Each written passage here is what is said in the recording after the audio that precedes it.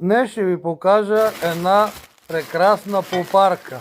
Сгрейвате пресно млеко и след това взимате стар козунак, който този козунак ваш не е станал качествено, много пухкав и затова ще го използваме в попарата.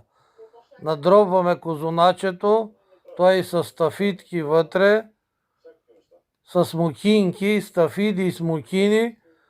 Надробваме го в млекото, хубаво да поеме от млекото, да габардише и след това към попарката прибавяме и едно или две яйчица. При мен е тук едно яйчице, натрушавате го вътре в попарката. Става нещо превъзходно.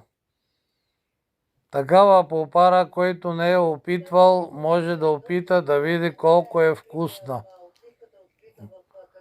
След това малко ще подсолим с солчица и вече попарката е готова. А сега ще я опитаме.